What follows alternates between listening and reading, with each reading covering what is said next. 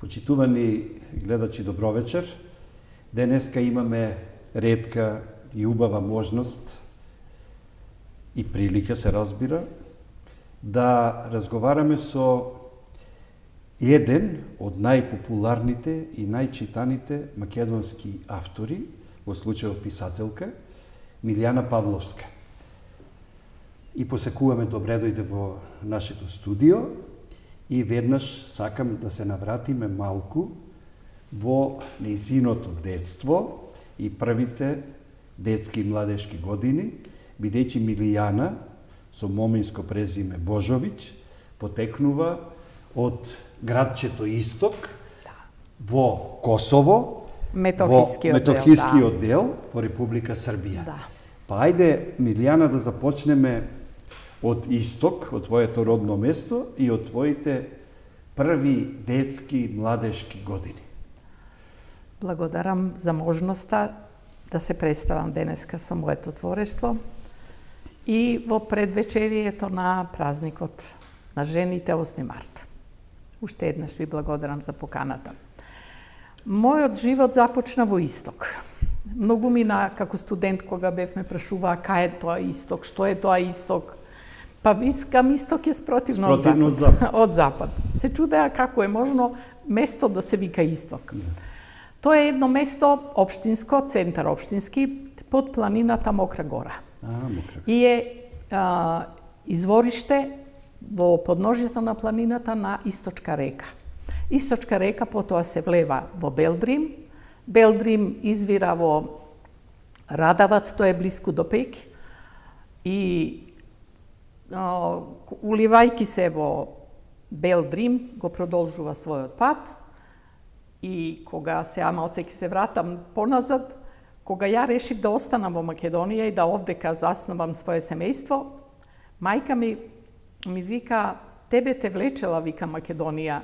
Те влечел јазикот како прво, затоа што татко ми беше учител во Драгаш, општина Драгаш, тоа е од спротивната страна на Шарпланина, а таму се горанци, Гораните, така и ги викаат таму горанци, Брезовица. Изборуваат македонски. И, бидејќи татко ми учител, тука ученици, деца, моите први зборови беа македонски. И демек мајка ми тоа така го свати. Тебе те викало нешто, вика. Судбина некоја те викала што ти се одлучи покрај Приштина, Ниш, Белград да студираш во Македонија, не го знаеше јазикот. И навистина многу сакав да дојдам да студирам во Скопје. Не ми беше тоа никаква пречка јазикот. Јас самоук, јас дојдов 69-та во Скопје, 75-та година јас се вработив во гимназија Никола Карев и предавав на македонски. Добро, ќе стигнеме и до вашето вработување.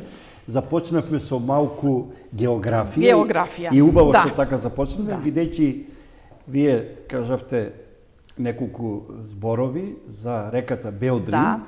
Ние имаме Црн Дрим во Струга. Убаво е што ги спомнавме и гораните, односно горанците од другата страна на Шарпланина, Брезовица и другите населени места. Значи, магнетот, вие да дојдете во Македонија, бил филозофскиот факултет, каде што вие се запишувате и таму завршувате, односно дипломирате на групата филозофија. Но подоцна, вие исто така дипломирате и на педагогија. Значи, имате два факултета, фактички. И останувате во Скопје. Целиот ваш работен век го поминувате во средното училиште, односно гимназијата Никола Карев. Така е.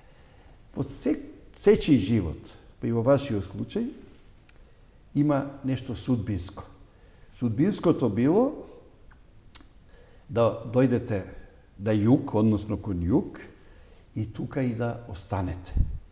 Но, судбинското било и да станете не само филозоф, туку и педагог, а подоцна и писател.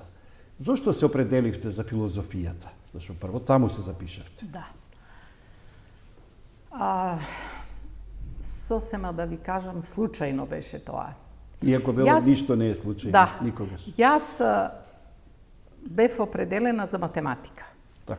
Меѓутоа, Наставникот по математика беше еден алкохоличар, кој денес пише, утре брише. Ова е тоа, она е тоа. И создаде таков хаос, и јас ја замразив математиката поради наставникот. Да, и го има и тоа. Така. Некои предмети ги засакувате поради наставникот или обратно? Инаку бев определена за просветна струка, учителско дете. Живеевме во училишна зграда, таму беа станови на учителите, и тоа некако ми беше нормално. И еден ден на класен, и после тоа не знаев што.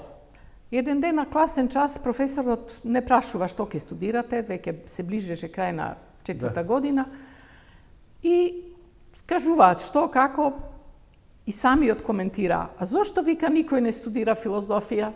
Тоа се бара, ќе најдете лесно работа, нема такво кадар. И јас, тоа беше. Таа капка што падна, што излезе од неговата уста, и јас се определив да студирам филозофија. А подоцна, на што се должи вашата одлука покрај филозофија да се запишете и да дипломирате, да завршите педагогија? Педагогија. Па таа работа со учениците, тоа мое дружење со деца, од мало, у таква средина сум растела. Како учителска ќерка. Да, како учителска ќерка, точно така. Јас многу си ја сакав својата работа. Меѓутоа, ќе кажеме, понатаму имаше и моменти на разочарување, и верувајте ми, ќе бидам искрена, ако кажам дека, ако сега би одлучувала во овие моменти на вакво образование како што го имаме, никогаш не би се запишала на тоа. Да, ви верувам. Денеска живееме во едно време на изместени вредности, и дури изместени принципи, изместена хиерархија. Не би рекол дека е тотално се наопаку, ама некако таа вредносна пирамида навистина како да е наопаку. Ако порано се сремевме кон врвот, сега дното како да е врв, а врвот за жал стана дно. Но, сепак, вие си остваривте таа ваша животна желба и определба да се занимавате со педагошката работа. И лесно ли најдовте тогаш вработување во гимназијата Никола Карев, или тогаш требаше да се фаќаат врски, ургенции и слично? Многу лесно. Значи, бараат двајца професори, 2 кандидатки бевме и 2 не примија. 2, одлично. 75-та година. Јас го почнав работниот век во Никола Карев и го завршив во февруари, на 1 февруар во 2013 година. Да, целиот ваш работен век, од почетокот до пензионирањето, 37 години и 4 месеци го поминувате во работно Никола искуство, Карев. да, во Никола Карев. И сега се случува нешто многу интересно. Вие еден ден пишувате песна. Да. И таа песна ја испраќате на конкурс од Сдруженијето на просветните работници на Македонија, и велат прво па машко. Да. Со една и единствена песна конкурирате и добивате прва награда. Да. И најверојатно во тој миг помисливте, готово, јас ќе бидам поетеса и ќе пишувам песни. Иако подоцна се случува еден друг пресврт. Но ајде малку за таа ваша прва поетска објава, бидејќи подоцна ја објавувате и книгата, Лирски почетоци, и таа ви е единствена поетска книга досега објавена. Да. Тоа беше многу интересно. Таа песна ја напиша во автобус додека патувавме на екскурзија со учениците. Не знам дали беше Охрид или каде беше. Така. И ја прочитав. Песната се вика Пат, насловот е Пат. И ја прочитав на колешките што беа со мене во автобусот. И они останаа зачудени. Вика, ова песна треба да ја испратиш сега на конкурс, ќе има за награден конкурс, ма викам какви конкурс за мене, викам, ја немам у живот напишано ништо. Една точка немам ставено, затоа што јас сум во пишувањето кратка, јасна и кратка. Немам тие празни одови, кај мене е све концизно. И јадровита, лапидарна, ве разбирам. И не ќе ја пратиш, и ја пратив. И прва, верувајте ми, како да се наоѓа во некој друг свет, кога ја добив наградата. После тоа, за месец дена, јас напишав 100 песни. Браво. За месец дена. Значи, седувам на компјутер, песна пишувам. Каква мотивација? Каква иницијална каписла? Не можам воопшто тоа да го објаснам. Тоа е неверојатно. Да. И кога со мојата почината сега колешка, на 1. марти беше роденден Нада Зафировска Матич. Нада, знаеме, прекрасната Нада. Да, прекрасната Нада. Правевме концепт, она како со искуство. Одбравме од тие 164 песни, тие другите беа со друга тематика. Може беа и описни, како раскажувачки, и ми рекоа не е за во збирка. Ја немав искуство, едноставно, не знаев ни кој се за каде. Така да еден дел беше за филозофски, еден дел беше љубовен и еден социјален во оваа книгиче. Три дела. Да. Меѓутоа, немав средства да ја објавам, немав ни интерес да ја објавам сега јас, да се најдам во поети. Да. Меѓутоа се случи една случка во 2009 година, една ученичка беше во тешка материјална состојба, мајка и беше само со мајка, а таа беше тешко болна. И еден ден ми се јавува мајката од болница и вика, јас заминувам од овој свет, вие оставам керката, тогаш бев педагог веќе, и вика, јас ви оставам на вас да се грижите за неа само и останавте вие и Господ. И ме стави во една... Да. Жената почина вечерта. И ме стави во една таква непријатна ситуација. Боже, викам сега што да правам со детето? Ниту има со девојчето, ниту има средства за живот, ниту има стан под кирија, натаму наваму. И ми текна, ќе ја издадам збирката. За да дојдете до некои средства да донирате. И во библиотеката Другарче организирав една промоција, беше многу луѓе, навистина многу луѓе. Книгата немаше цена, рековме кој колку ќе сака да остави во кутија, толку. Да донира. И така вечерта се собра 300 евра. Отлично. И јас тие пари со све кутија така и ги дадов и она ми кажа дека има 300 евра. Оние другите после ги продававме по 100 денари што остана, а така до 500 примероци се распродадоа, сите пари ги дадов. Она се смести кај еден другар. Помина летото, до есента и се реализираше пензијата од мајка и така продолжив јас да се грижам за неа, беше веќе 4-та година, иако добро не ме слушаше, често пати знаев и да ја искарам, бидејќи земав улога на старател, на мајка. Така е. Меѓутоа бидна и тоа заврши она, како спомено, тоа остана оваа збирка. Може би да не беше тој случај, немаше да ја издадам. Сте направиле еден хуман гест, ја би рекол дури хумано дело и секоја чест за тоа што сте го направиле, но тоа е од една страна. А од друга страна, верувам дека таа книга сепак била и влез, една врата, една порта и за вас лично во литературата. Бидејќи вие прв пат во јавноста сте се пројавиле и како автор со книга. Да. И тогаш имате вие и обврска, имате одговорност. Така. Како ќе се представите со вашето творештво? Дали тоа ќе најде на убав прием? И верувам дека тогаш и сте одлучиле да продолжите да пишувате, бидејќи сте имале порив, сте имале потреба. Вие предмалку кажавте сте напишале 100 песни. Да се напишат 100 песни во така краток период, тоа значи дека е потребата вулканска. Вие сте настапиле еруптивно. Така. И уште нешто. Значи сте имале потреба за да излезе нешто од вас, да го ставите тоа на хартија. И кој е вашиот прв роман? Бидејќи по поетската книга, вие објавувате роман.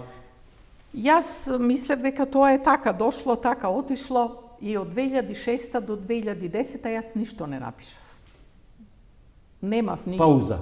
Немав ни идеја, ни потреба, ни некоја тема која би ме инспирирала да пишувам, едноставно мислев дека тоа е тоа и завршило. Да.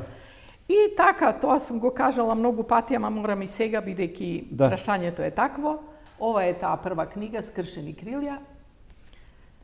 Пишувам ја нешто на компјутер, така седам и сопругот ме прашува што правиш, вика, пишувам нешто. Пак продолжувам ја утре дента, па што правиш ти? Викам, пишувам роман. И он вика, каков роман? Под кај знаеш ти да пишуваш роман? Викам, не знам, пишувам. Учам. Внесена во пишувањето, во содржината, иако ова приказната е во основа вистинска, иако јас нормално, вие сте исто така писател, знаете, мора да се скријат траги, да седне. Дури и жената за која пишував ја прочитала, не се препозна. Не се препозна. Добре. Меѓутоа, крајот на книгата Матилда Ковачевска Саздова, инаку сега, ми беше лектор, вика на крајот на книгата, мораше ли, вика, Јана да умре? Девојчето едно од 5 години. Да.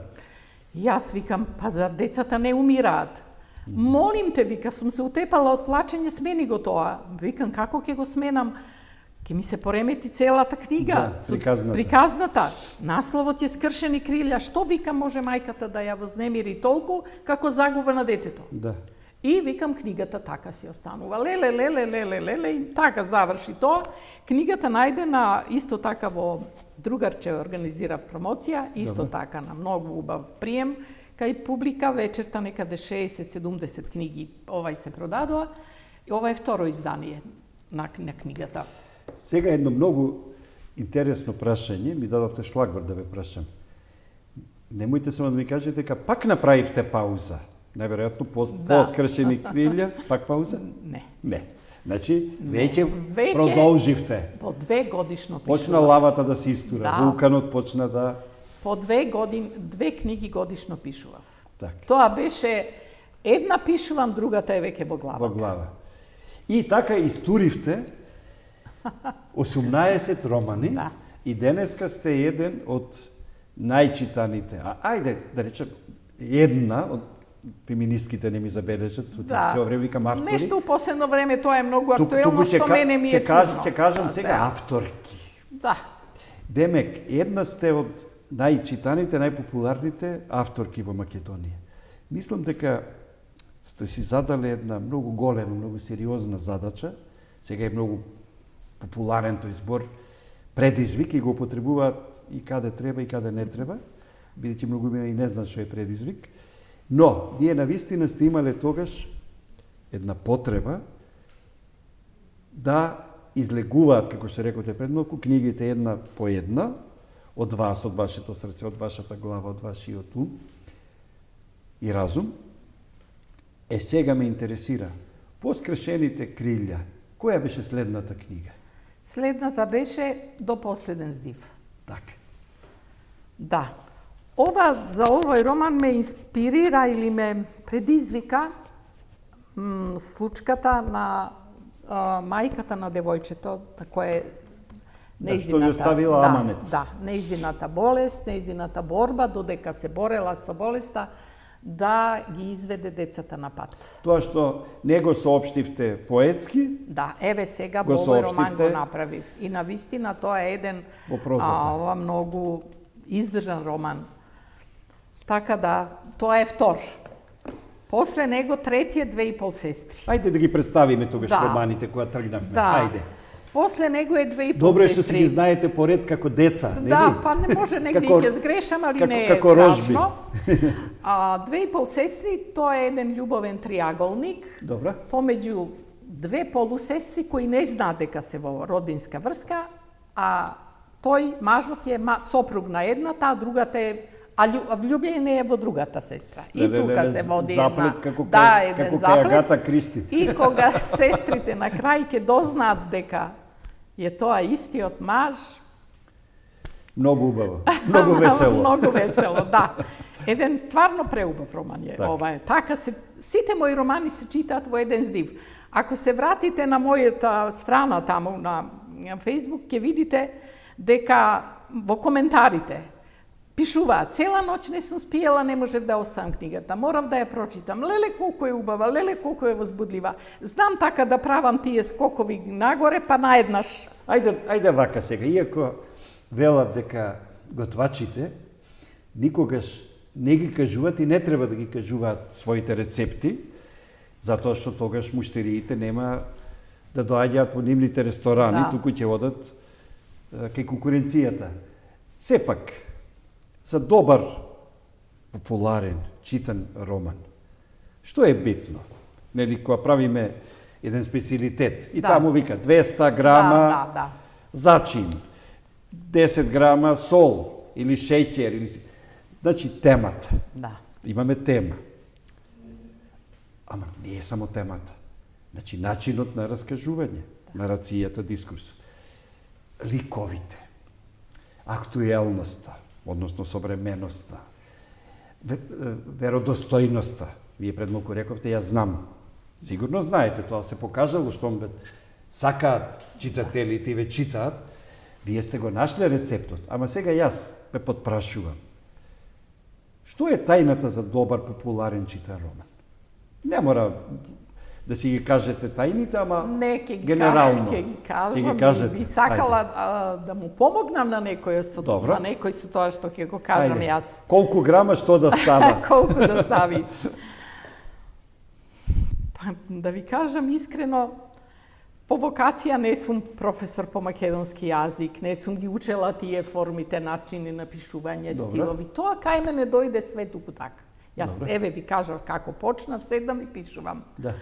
Добра, ма филозоф, педагог. Па да, мислам дека умеам да се доближам до читателот со мојот едноставен... Ја знаете психата, психологијата на читателот? Да, ја знам и психологијата, како и предавав психологија, и полагав на факултет психологија.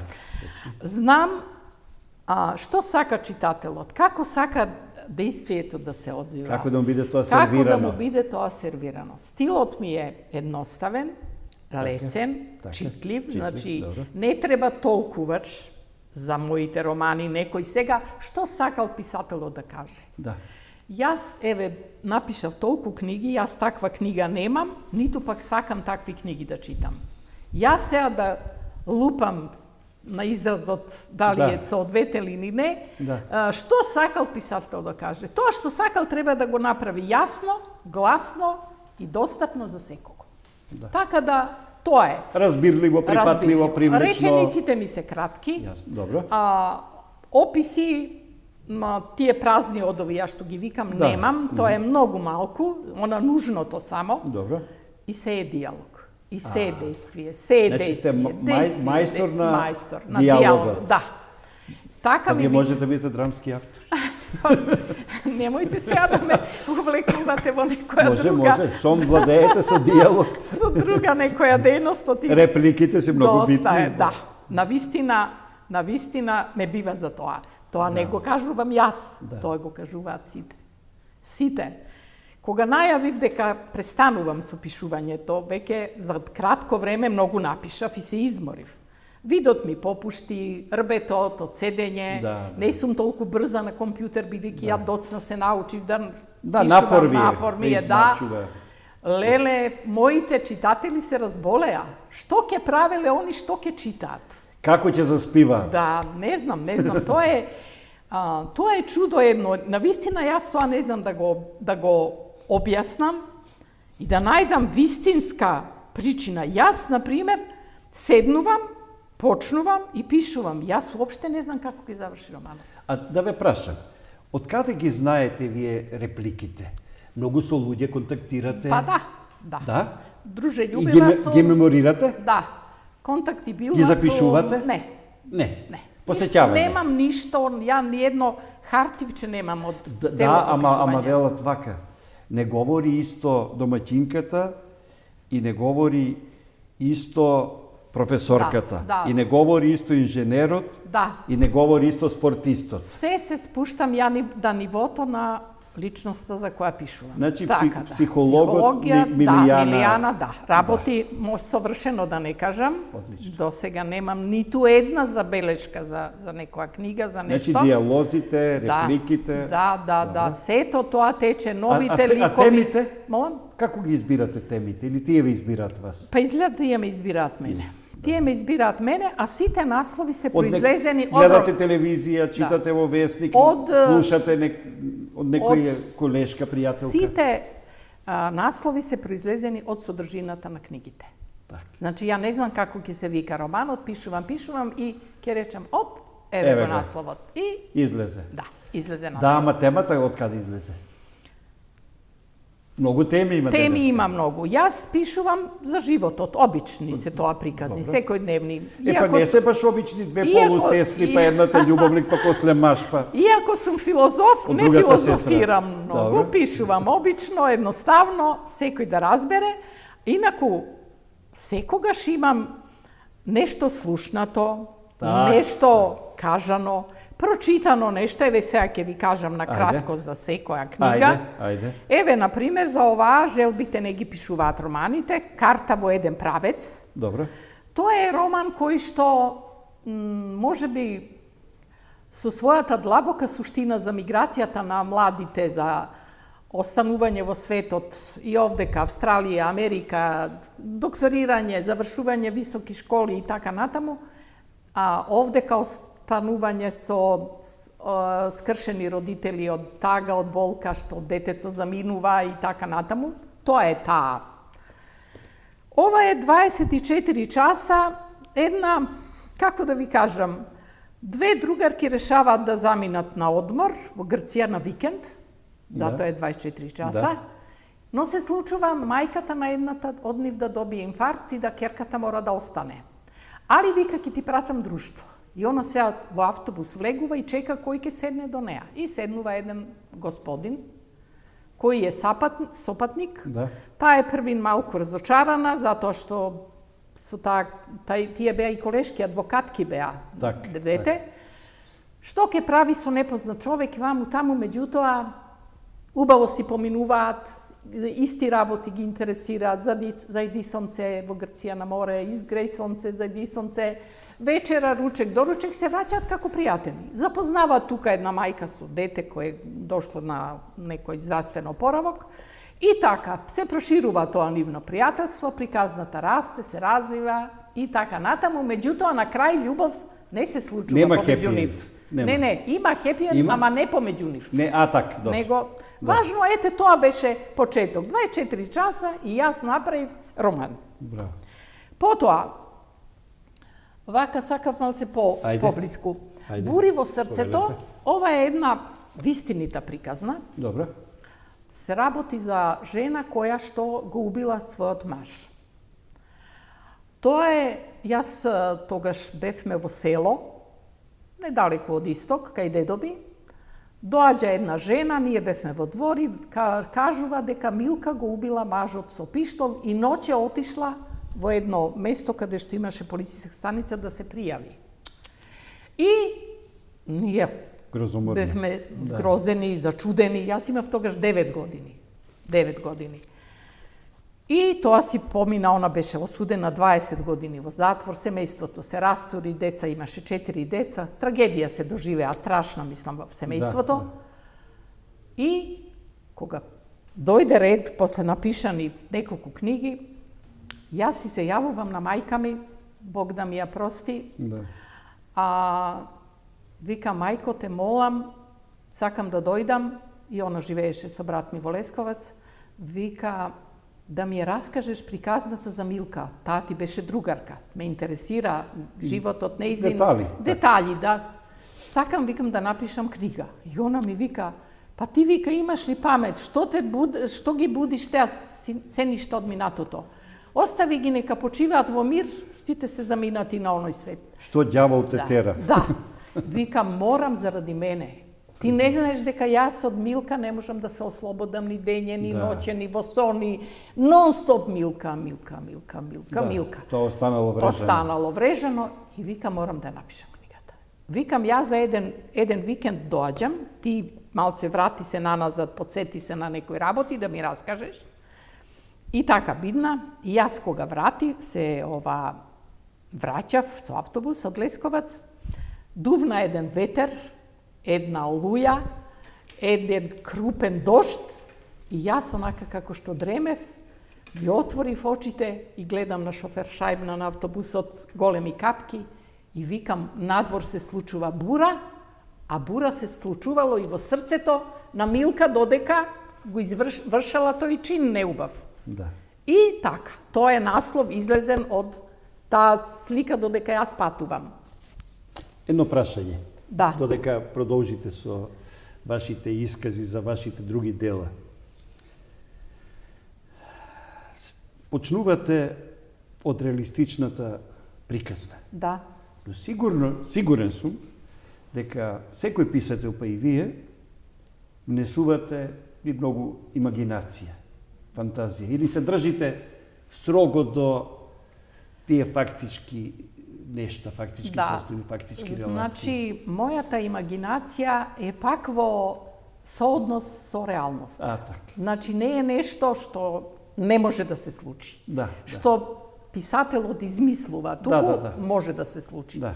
И токму и тоа е една контролирана можна имагинација. Е така. Да. Токму и тоа е една од причините што толку многу се читани книгите. Да не ги читаат читателите како небулоза, како фикција. Туку велат вистинска приказна. Одиме понатаму. Добро. За тебе, љубов моја. Ова го најдов во еден весник, во едно списание и тоа е напишано овдека. Добро. Оставив. И тоа ми послужи како... Да, тој исечок, тој фрагмент. Да. Так. И јас си направив една прекрасна, љубавна приказна. Прекрасна. Така да, јас ја обожавам оваа книга. Потоа, Скинат Гердан. Ајде малку да ве прекинеме, на секунда. Кажете. Кога реков обожавам оваа книга, знам дека е тоа тешко. Од 18 рожби, 18 деца, сега да кажете кој е дете, која рожба ви е најубава, најмила, најсакана. Ама сепак, еве, ќе ви дадам тешка задача. Не една, да издвоите 3 ваши деца, 3 ваши рожби овде. Кои се тие романи со кои што вие се гордеете и во овој миг би рекле ова. Знам дека е тешко тоа. Тешко е. Ама ова влегува во тие? Да. Влегува за тебе, љубов моја. Добро. Затоа што многу длабоко сум навлегла во психологијата на тие два лика, затоа што жената останува во количка по саобраќајката што се случила, а возел сопругот. И он сега чувствува вина за тоа. Вина. И сега јас давам една длабока анализа. Не е виновен, ама виновен. Ама виновен. И он ја чува како капка што се вели да дланка роса, меѓутоа... Кои се другите тие што ќе прават придружбија? Овој ми е исто така многу драг, Крвта не е вода. Крвта не е вода, добро. А добив идеја за таа книга кога бев на контрола медицинска во државна болница и додека чекав термин. Да не сте били на трансфузија? Не. Крвта не е вода, се шегувам. Не, седи до мене една жена и едно празно столче и доаѓа една госпоѓа. Генетски наследство. И вика, тука си што си, почна да прават муабет и јас се поместив за да седнат една до друга и да си прават муабет, а јас слушав, нормално седиш. Писател слуша. И сега, едната од нив се иселила од таа населба, а оваа и вика, ти како да фрли камен. Вика, немам време, чувам нуци, ден, направи ручек едно друго, што има ново во старото мало? Вика, има. Олга вика, имотот го подели равноправно на родениот син и на брачниот син на мажот. Какви теми, какви приказни, животот пишува. И готово, мене беше доволно тоа. Животот пишува. Таква е приказната, верувајте дека да ја прочитате, ќе ве остави без див. Крвта не е вода. Третата? Која е третата? Ајде да направиме еден трилинг да направиме. На зајди сонце. Ова. Таја. Добро. Ова е книга најголема по обем, по број страни. Се случува дејствие во Старски дом. Каде штитеници се пензионери, али имотни пензионери, тоа е приватен дом, сместен на едно убаво место, и една докторка, интернистка, која останала вдовица, е пензионерка, се пријавува таму да работи, за да го убива времето. Не и поминува ден, деца нема на што да се посвети, ја прима таму, и сега тоа се приказните на штитениците, кои со неа разговараат, мислам, таму се случуваат и венчавки, и умирачки, и дружби, и се, и да не раскажувам понатаму. Сега, иако реков, нема да ве терам да кажете само еден наслов, една книга, ама сега кога држам 3, ме копка нешто да ве прашам, Која прва, која втора, која трета? Која ви е од овие 3 книги? Сепак која прва би ја ставиле на пиедестал одгоре? Ајде, прва би ја ставила на Зајди сонце. Ова големата. Големата. Да. Втора? Втора би ја ставила За тебе љубов моја и трета Крвта не е вода. Така би ги подредила. Почитувани гледачи, со оваа мала игра, овој мал експеримент што го направивме заедно, сепак нешто покажавме и докажавме. Дека колку дела и да напише писателот, тој всушност сепак на крајот мора да се определи за едно дело, за една книга, за една песна, за една драма и слично. По 18 романи, писателката Милијана Павловска сепак на местото број 1 го става својот роман На Зајди сонце, а тука до него да му прават друштво. Да. Од левата и од десната страна се За тебе љубов моја на второто место, нели која спортистите кои стават прво место, второ место и трето место Крвта не е вода. Сега моето следно прашање е: а кој ваш роман беше најчитан, најбаран? Ова е ваш критериум, но читателите си имаат своји критериуми и своји барања, своји желби, своји копнежи, своји мечти. Кој од овие романи најмногу беше читан, најмногу баран, значи во најголем број примероци објавен, тираж, и не само објавен, туку продаден, со и повеќе изданија и слично.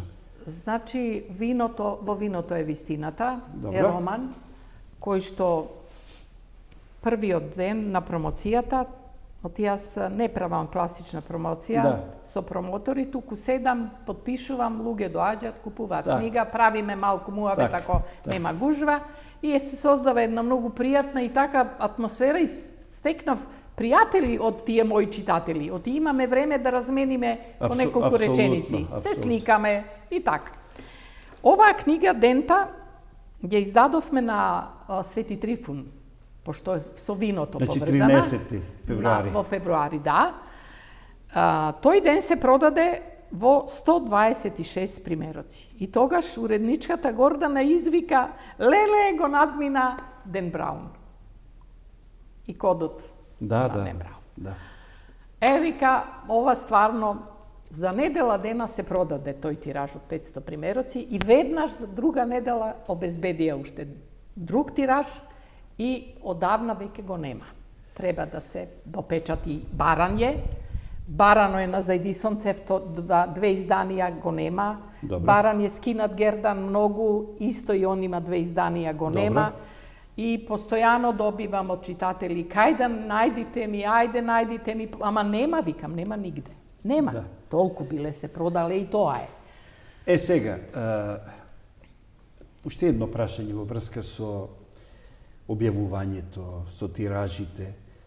Вие сте верен автор, верна авторка на издавачката куќа Култура. Да. Сите ваши романи се објавени во издавачката куќа Култура. Веднаш да ви кажам, веќе и самиот сум писател, и самиот сум издавач. Ретки се авторите, писателите како вас, кои што остануваат верни на својот издавач. Ќе почнат со првата или втората книга кај еден издавач, меѓутоа, ако им се пружи прилика да избегаат, да отидат кај друг, тие веднаш тоа ќе го направат. Но вие неверојатно сте верни на Култура и сигурно имате причина зошто е тоа така. Затоа што и обратно, можеби и издавачката куќа изградила еден посебен однос кон вас. Но јас ви честитам на таја ваша определба цело време да бидете само со вашиот прв издавач, бидејќи тој ви подал рака кога вас може да ви било најтешко. Не ве познавале, застанале зад вас. Сега вие им возвраќате на одреден начин и велите: вие бевте тогаш благонаклони, ама јас па сега исто така ќе ви возвратам на најубав можен начин. Исполнителни се, почитуваат тоа што се договараме. Ја не барам некои посебни услови како за сите други. Меѓутоа, беше интересно тоа Како ја дојдов до култура? Случајно, а вие велите нема ништо случајно. Ништо нема што случајно. се сложувам со вас. Да. Јас од Карев тргнав пешки по Партизанска и застана прво во Топер, така идеше прва издавачка куќа. Па потоа дојде ова Матица. Па потоа дојде Или, како што идев на кај град. Никој не, ова Табернакул, таа се затвори, нели? Точно. И никој не прифаќаше. Табернакул вели, ние сме толку зафатени, 2 години нема да дојдете на ред, овие велат, немаме сега можности. Значи сте се соочиле со една издавачка препотенција, би рекол, ама... така. И јас влегов во книжарница култура. Добар ден, викам, јас сакам да објавувам кај вас, како, што ме испратија во дирекција горе на... од страна влезот, се качив горе, прифатија и така почна наша соработка. Сега, ајде некој збор за вашиот најнов роман. Јас никогаш не сакам, никој, а иако често сите грешат, па сите велат, мојот последен роман, или мојата последна стихозбирка. Викам, не дај Боже, не сакам да биде последен. Значи, најнова е таа книга. Така. Сега, за вашиот најнов роман, колку време го пишувавте, на која тема, бидејќи претпоставувам гледачите најмногу сега ќе го бараат тој, зашто е најнов, тазе, свеж, башка објавене неколку дена само пред Денеска. 8 март, значи пред празникот. Ајде, кога е денеска објавена, ние денеска правиме ова емисија, овој разговор, оваа средба, ајде нешто за тој роман, повеќе. Материјал за тој роман добив од една документарна емисија. Насловот прво да им го кажеме. Насловот е Горчливиот вкус на успехот. Така. И самиот наслов е провокативен. Како тоа може успех да биде горчлив? Има успех, а од друга страна е горчлив. Така. И множне е интересно и напишана, и срочена, и... Нема да им ја раскажуваме. Ќе си ја прочитат, ќе си ја побарат. Сигурно. Од една емисија документарна на телевизија, случајно. Така, гледав една емисија, стануваше збор за... Ама да ви кажам, насловот сосема ви е адекватен, бидејќи мислам дека нема пат до успехот кој што не е горчлив. Сите патишта до успехот се горчливи, не се воопшто сладки. Така. И не случајно и ова наша емисија е така крстена во потрага по вистинскиот збор. Значи има многу потраги да се дојде до зборот, ама ние велиме до вистинскиот збор. Така и до успехот. Патот мора да биде единствен и вистински. Така е. Мощна и интересна книга, стилот е исти. И јас некогаш си викам, па ја на вистина, објективно гледано, па и немам потреба веќе да пишувам. Знаете како, ги добив тие врвни признанија од читателите. Тоа е многу значајно, многу битно. А јас за нив пишувам. Така.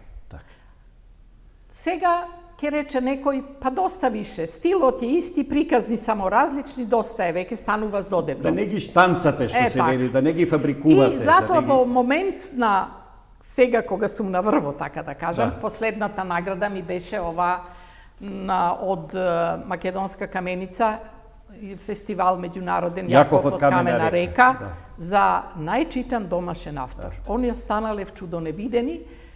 Која е таа Милијана Павловска, бидејќи не ме знаат. Значајна награда и признание, бидејќи да дојдете на тој врв, на популарност и на читаноста е голема работа, бидејќи таа награда ви ја даваат читателите, никој друг. А тие издвојуваат од својот чеп и имаат право да одлучат зашто ќе ги дадат своите средства. Дали за сендвич, дали за Кока-кола или за книга. А кога веќе одлучиле за книга, од толку многу други книги, одлучиле токму да ги купат вашите романи и да бидете среќни и благодарни што е тоа така, а сега бидејќи сме на самиот крај од емисијата, јас ќе ве замолам да изберете една од овие наши бои. Ајде, црвена боја на љубовта. Обично ви кажам, таа боја ја избират и мажите, ама посебно жените, бидејќи таа е боја на љубовта. Сега, овдека напишете го вашето име, значи Милијана Павловска, и презиме, Милијана Павловска. Во долниот долу ќе го напишете датумот, а тоа е 4 март, 4.3.2024 година. Овде ќе ќе напишете датумот, значи 4.3.2024 година. 4.3. А во 2024 година, а овде ќе напишете една ваша мисла, една ваша една ваша порака. Да, добро, ми текна, мислам, која е мислата. Која што еве на еден одреден начин ќе биде едно мото, едно гесло, една порака, а во случајов таа ваша порака е поврзана со љубовта или попрецизно, поточно, поврзана е со првата љубов. Вие сега пишувате, а јас на гледачите тоа ќе им го интерпретирам. Првата љубов е како утринска роса. Кога сонцето ќе огрее, ќе ја истопи. ќе ја истопи. Ете така. Еве, денеска, почитувани гледачи, бевме со најчитаната, најпопуларната писателка во Македонија, Милијана Павловска. Јас сакам и со рака да ви честитам на вашиот успех, бидејќи станува збор за сериозен резултат и успех. 18 читани популарни романи. И оваа емисија, сакам гледачите да ја сватат и да ја прифатат како емисија што е во слава на пишувањето, но и на читањето. Бидејќи книгите што се објавени, а не се прочитани, исто како и да не се објавени. Ви благодарам за вашето учество во оваа наша емисија. Ви благодарам и вам за настапеното време и можноста да кажам нешто за моето творештво, со кое се гордеам, морам да признам. Сакала и делата кажуваат.